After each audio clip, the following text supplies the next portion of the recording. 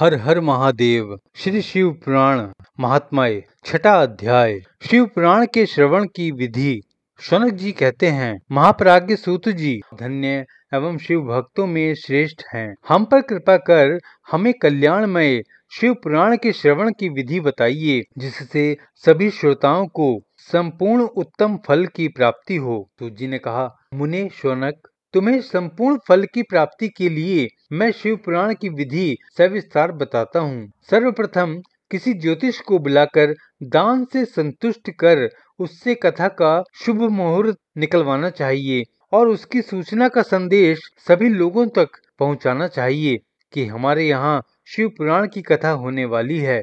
अपने कल्याण की इच्छा रखने वालों को इसे सुनने अवश्य पधारना चाहिए। देश देश में जो भी भगवान शिव के भक्त हों तथा शिव कथा के कीर्तन और श्रवण के उत्सुक हों, उन सभी को आदर पूर्वक बुलाना चाहिए और उनका आदर सत्कार करना चाहिए। शिव पुराण सुनने के लिए मंदिर, तीर्थ, वन प्रांत अथवा घर में ही उत्तम स्थान का निर्माण करना चाहिए।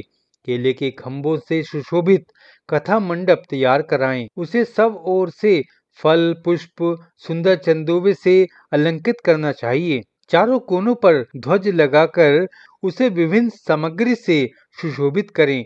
भगवान शंकर के लिए भक्ति पूर्वक दिव्य आसन का निर्माण करना चाहिए तथा कथावाचक के लिए भी दिव्य आसन का निर्माण करना चाहिए। नियम पूर्वक कथा सुनने वालों के लिए भी सुयोग्य आसन की व्यवस्था करें तथा अन्य लोगों के बैठने की भी व्यवस्था करें। कथा बांटने वाले विद्वान के प्रति कभी बुरी भावना न रखें। संसार में जन्म तथा गुणों के कारण बहुत से गुरु होते हैं, परंतु उन सब में पुराणों का ज्ञाता ही परम गुरु माना जाता है। पुराण वेदता पवित्र, शांत, साधु, ईर्ष्या पर विजय प्राप्त करने वाला और दयालु होना चाहिए। ऐसे गुणी मनुष्य को इस पुण्यमयी कथा को बांचना चाहिए। सूर्योदय से 3:30 पहर तक इसे बांचने का उपयुक्त समय है। मध्याह्न काल में 2 घड़ी तक कथा बंद रखनी चाहिए ताकि लोग मलमूत्र का त्याग कर सकें।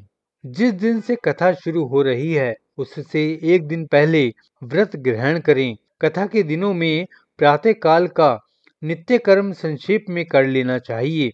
वक्ता के पास उसकी सहायता हेतु एक विद्वान व्यक्ति को बैठाना चाहिए, जो कि सब प्रकार के संशयों को दूर कर लोगों को समझाने में कुशल हो। कथा में आने वाले विघ्नों को दूर करने के लिए सर्वप्रथम गणेश जी का पूजन करना चाहिए। भगवान शिव व शिव पुराण की भक्ति भाव से पूजा करें।